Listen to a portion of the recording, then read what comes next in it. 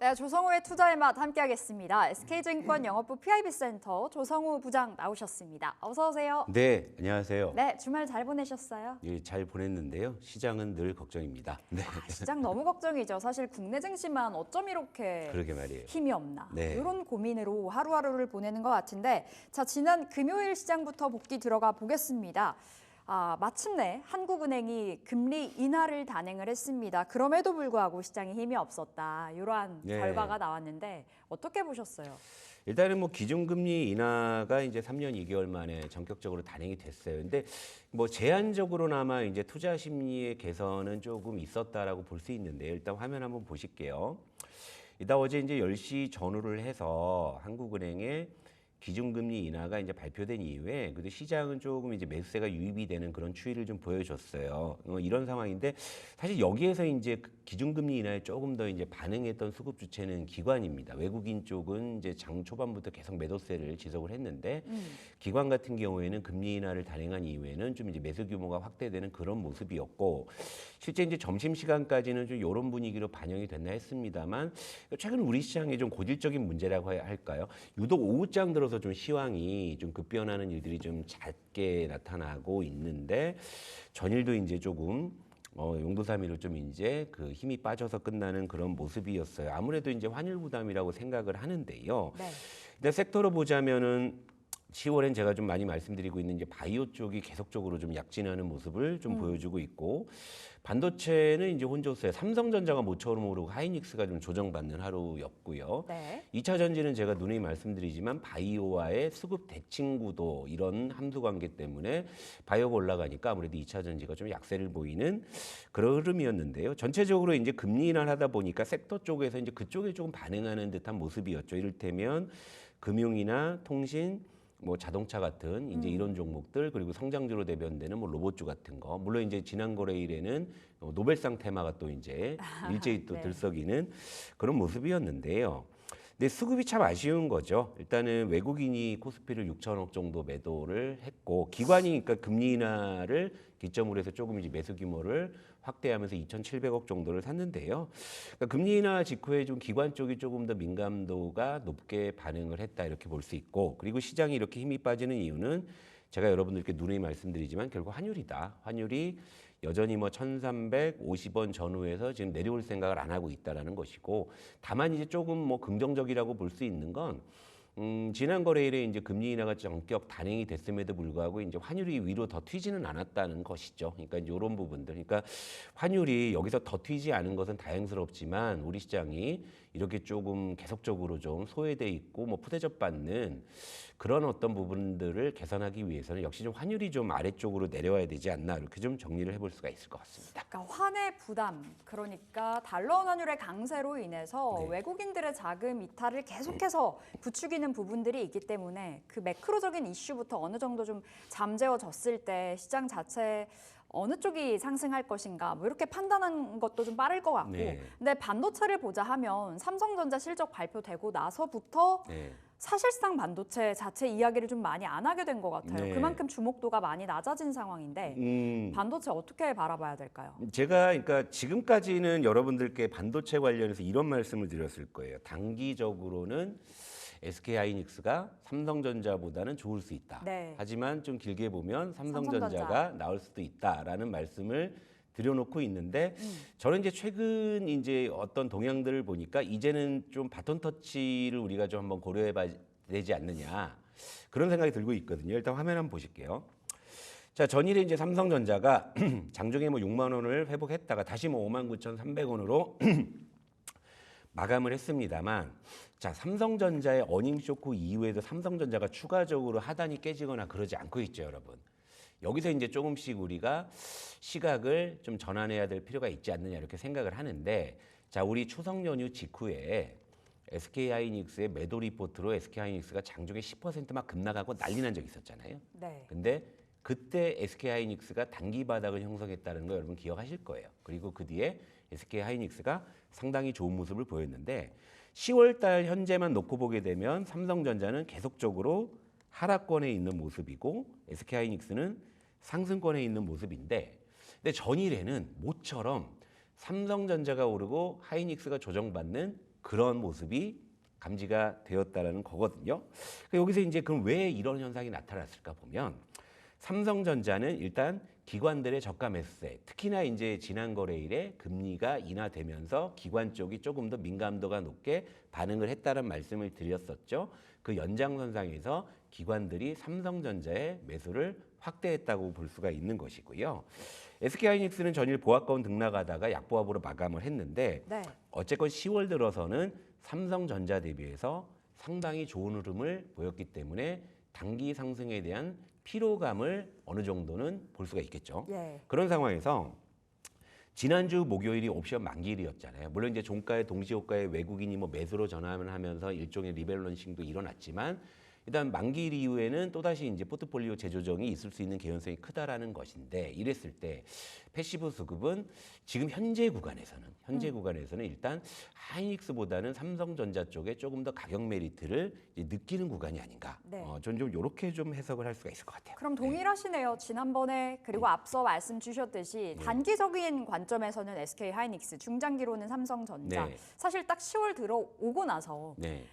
수익률로만 봤을 때는 하이닉스가 확실히 네. 우세하거든요. 네. 어떻게 봐야 될까요? 근데 지금부터는 이제 서서히 좀 약간 바뀌어요? 여기서도 이제 약간 좀 크로스가 일어날 좀 가능성, 그걸 좀 말씀드릴게요.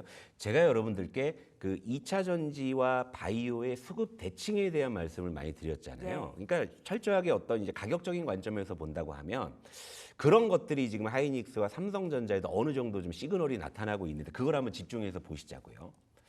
자, 이건 이제 SK 하이닉스의 매물대 차트입니다.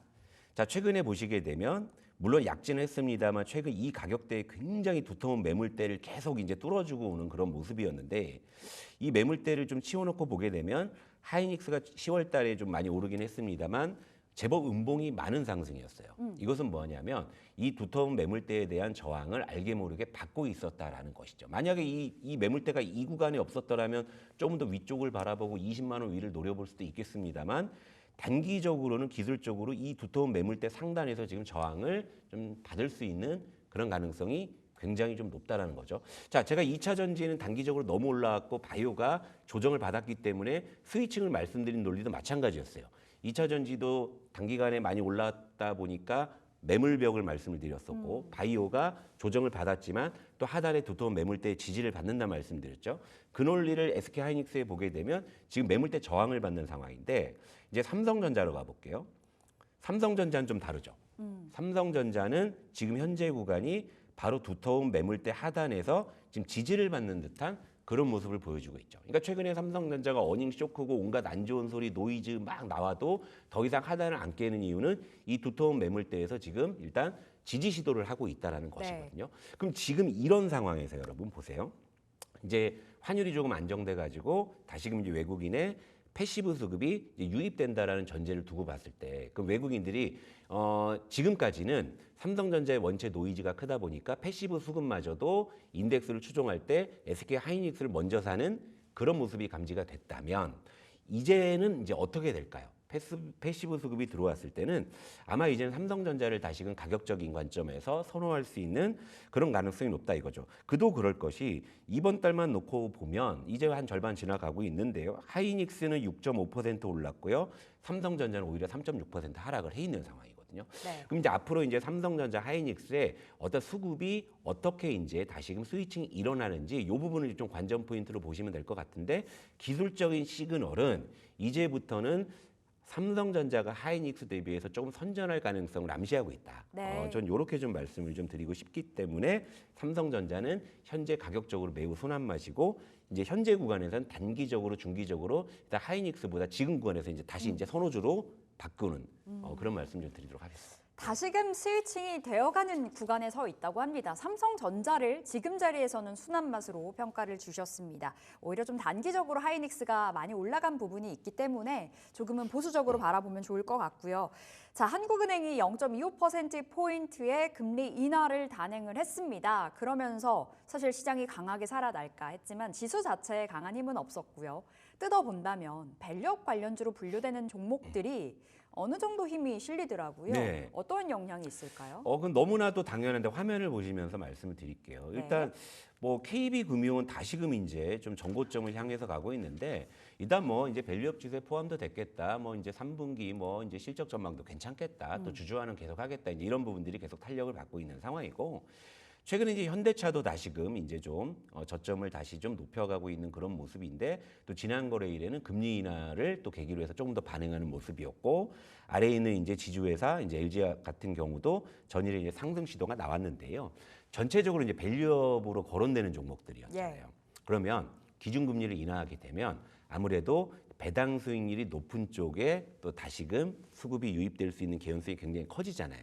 그런 일단 반응이라고 해석하시면 될 것 같아요. 왜냐하면 은행에 돈 넣어놨는데 이제 기준금리가 떨어지면 그만큼 이자 수익이 떨어지니까 네. 그러면 그걸 가지고 다른 쪽으로 좀 대안 투자를 해야 되는 상황에서 역시 이제 배당 매력이 연말에 가면 갈수록 부각되고 있는 그런 종목들이 아무래도 이제 연말까지는 금리 인하 기조를 전제로 둔다고 했을 때는 훨씬 더 이제 부각받을 가능성이 있고 그런 기대감이 지난 거래일에 일단 반영이 됐다 이렇게 좀 보시면 될 것 같아요. 알겠습니다. 그렇다면 밸류업 안에서 힌트를 좀 찾아봐야 될 것 같은데요. 네.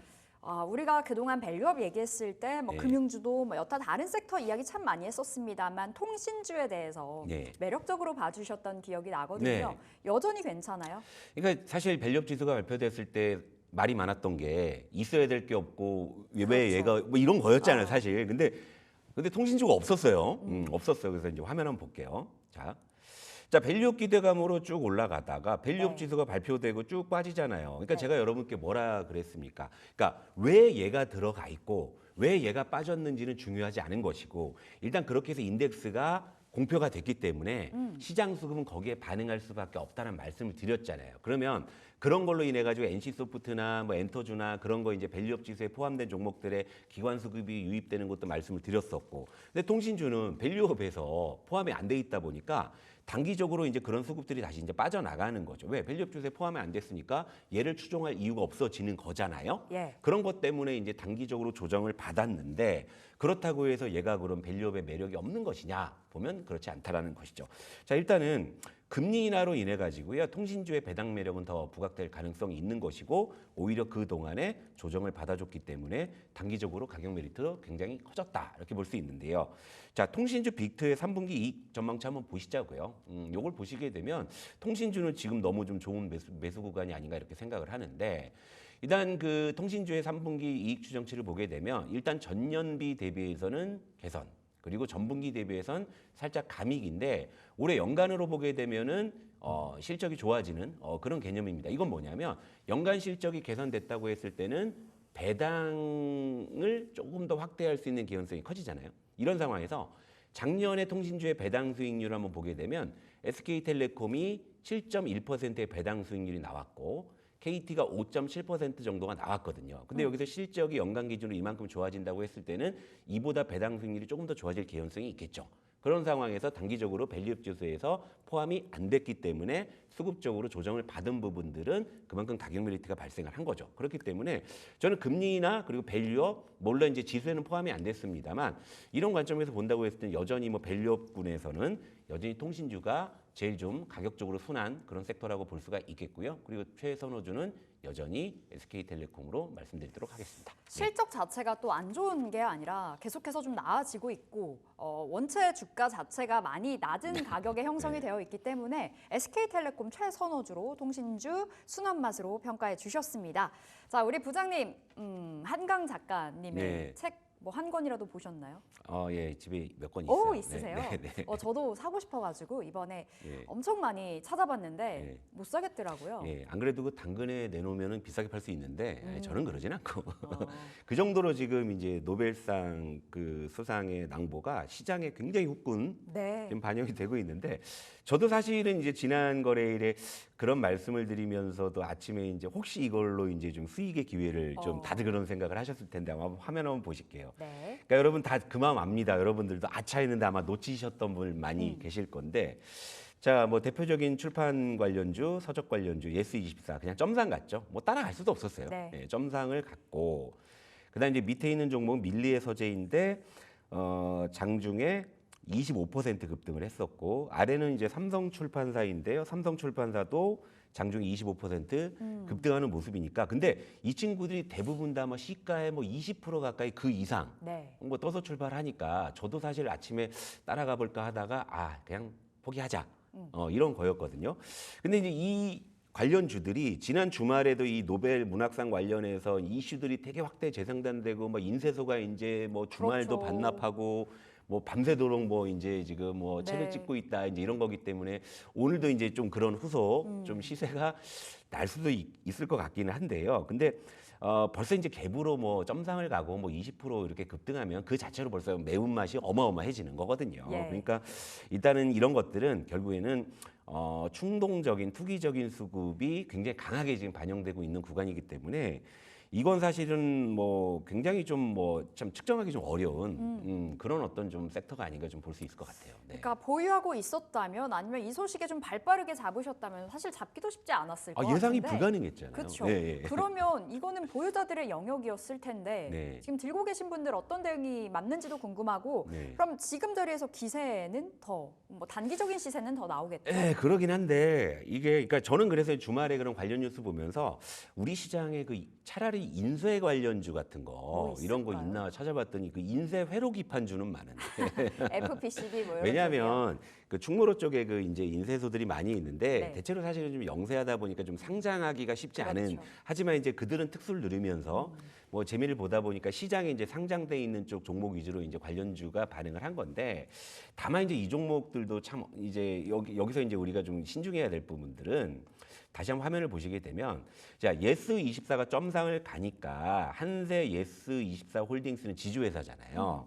그러니까 장중에 이제 19% 상승을 한 다음에 자 장대 양봉을 생성하면서 이런 거 이제 상한가 간단 말이에요. 그런데 아래에 있는 밀리의 서재 같은 경우에는 25% 급등 출발한 다음에 오히려 음봉을 맞아요. 그런데 또 이제 따져보니까 밀리의 서재에는 현재 지금 한강 작가의 작품이 지금 없는 걸로 확인이 되고 그래요? 그런데 공격적인 수급 때문에 일단 출판 관련주들이 일단 막 몰려들면서 시세가 난 거였잖아요. 네. 그러니까 오늘은 이런 종목들이 정말 군을 이루어서 추가 상승을 할지 아니면은 뭐 진짜 여기서 이제 그런 걸로 인해서 또 이제 희비가 교차할지 이런 부분들은 예측이 좀 불가능한 거거든요. 그러니까 이 노벨 문학상 관련한 테마 쪽은 이건 사실 저 역시도 사실 제가 지난 거래일에 장초반에 저도 한번 해볼까 하다가 저도 접근을 포기했을 정도로 네. 굉장히 어려운 섹터거든요. 그러니까 이걸 접근하라는 의견을 드리기는 너무나 좀 조심스럽고 그렇죠. 굳이 뭐 하시겠다면 스스로의 판단에 의해서 자율적으로 소액 비중을 하시는 정도로만 제한적으로 좀 말씀을 드리는 게 좋지 않나 이렇게 좀 정리를 해드리도록 하겠습니다. 알겠습니다. 지금 자리에서는 어느 정도 개인의 좀 생각 속에 네. 좀 접근을 해보셔야 될 것 같고 일단은 우리 투자의 맛 성향 다들 아시죠? 네. 지금 자리에서는 아무래도 매운맛으로 좀 말씀드려야 될 것 같습니다. 자 이제 오늘장 전략 세워볼게요. 오늘 어떻게 해볼까요, 시장? 일단 뭐 뉴욕 증시도 뭐 기술주들이 꾸역꾸역 올라가는 모습이긴 한데 그래도 이제 상승폭이 크진 않아서 네. 뭐 요즘에 우리 시장 미국장 급등에도 뭐 용도사미로 끝나는 일이 많다 보니까 장 초반에 뭐 어떻게 좀 흘러갈지 기대하기는 쉽지 않은 상황인데 일단은 뭐 테슬라가 로봇 택시에 대한 실망감 때문에 9% 가까이 좀 급락한 영향이 좀 있었거든요. 네. 그런 부분들이 장 초반에 2차 전지 쪽에는 좀 불리하지 않을까 싶은데 또 지난 주말에 또 테슬라에서 또 스페이스 X를 발사했는데 또 발사체를 또 무사하게 또 회수한 또 이슈도 있고 해서 이 테슬라 이슈가 좀 어떻게 좀 시장에 반영이 될지 이런 부분들 다만 로봇 택시에 대한 실망감은 장 초반에 일단 2차 전지 쪽이나 아니면 로봇 쪽에는 조금은 좀 부정적으로 작용할 가능성이 있으니까 장초반에 좀 그런 점을 참고하시면 좋을 것 같고요. 이렇게 2차 전지가 좀 장초반에 불리할 수밖에 없는 여건이라면 역시 최근 시장의 수급 논리로 봤을 때는 네. 바이오가 추가적으로 좀 움직일 가능성이 있다라고 볼 수 있고 시장 전체적으로 봤을 때는 환율 부담 때문에 좀 뭐 공격적인 뭐 어떤 그런 좀 대응이 쉽지는 않은 좀 그런 여건입니다. 다만 앞서서 제가 이제 반도체를 말씀드릴 때 삼성전자, SK 하이닉스의 수급의 대칭 시그널을 제가 좀 찾아서 말씀을 드렸잖아요. 네. 그러니까 오늘은 그러니까 두 종목이 같이 하락하든 아니면 같이 상승을 하든 간에 그런 어떤 온도 차가 여기서 이제 조금씩 이제 달라지는지 이런 부분들은 향후 반도체 반등의 충분한 열쇠 힌트가 될 수 있기 때문에 이런 점을 좀 체크해 보셨으면 좋겠습니다. 알겠습니다. 오늘 시장 전략 좀 세워주셨고 결국엔 바이오 쪽으로 눈길을 줘야 되는 시점인 것 같습니다. 자, 투자의 맛 여기서 보내드리겠고요. 우리 내일 또 만나 뵐게요. 말씀 고맙습니다.